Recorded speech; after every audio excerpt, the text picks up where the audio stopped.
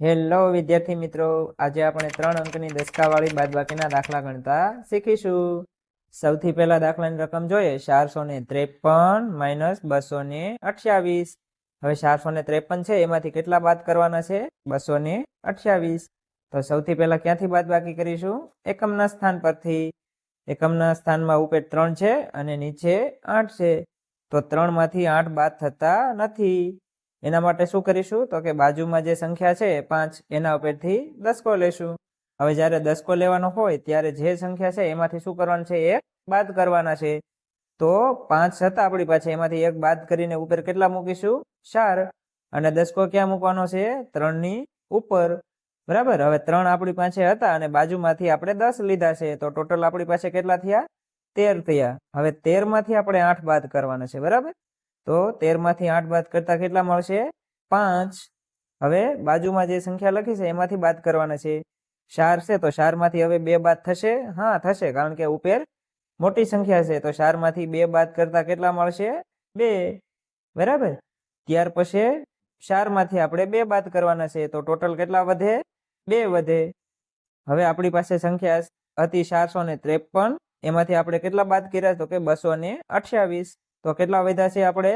225, બરાબર।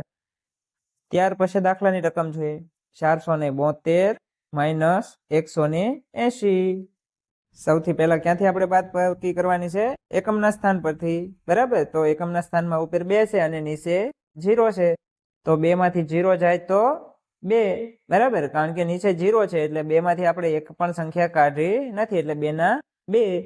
ત્યાર પછી બાજુમાં 7 છે, 7 માંથી કેટલા બાદ કરવાના છે? 8 બાદ કરવાના છે। હવે તમને ખબર પડી ગઈ કે ઉપર જે છે એ 7 છે અને નીચે 8 છે, એ મોટી સંખ્યા છે, તો 7 માંથી 8 બાદ થતા નથી। તો એના માટે શું કરીશું? તો કે 4 ઉપરથી દસકો લેશું, તો 4 છે ત્યાં કેટલા ઉપર આવશે? 3। અને 10 ક્યાં મૂકવાના છે? 7 ની ઉપર। હવે આપણી પાસે ઓલરેડી પહેલા 7 તો હતા જ અને બાજુમાંથી આપણે 10 લીધા છે, તો ટોટલ કેટલા થયા? 17 થયા। અને 17 માંથી હવે 8 માઇનસ કરો તો કેટલા વધે? 9 વધે। કેટલા વધે? 9। ત્યાર પછી હવે 3 માંથી આપણે 1 માઇનસ કરવાના છે, તો કેટલા વધશે? 2। કેટલા વધશે? 2, બરાબર। આ જ રીતે ધીમે ધીમે દસકો લેતો જવાનો છે અને ગણતરી કરતી જવાની છે। ત્યાર પછીની આપણે રકમ જોઈએ 386 માઇનસ 258। તો એકમના સ્થાન પરથી આપણે માઇનસ કરતા જઈએ, તો 6 માંથી 8 માઇનસ થતા નથી, કારણ કે 8 છે એ 6 કરતા મોટા છે। તો એના માટે શું કરીશું? આપણે 8 ઉપરથી દસકો લઈશું, તો 8 છે ત્યાં કેટલા આવશે? 7। અને 6 ની બાજુમાં 10 મૂકવાના છે એટલે દસકો મૂકવાનો છે, બરાબર। તો હવે ટોટલ 6 હતા અને આપણે 10 મૂક્યા તો 16 થયા। 16 માંથી 8 બાદ કરો, કેટલા વધે? 8। કેટલા વધે? 8। 7 માંથી 5 માઇનસ કરવાના છે, કેટલા વધે? 2। ત્યાર પછી 3 માંથી 2 માઇનસ કરો, કેટલા વધે?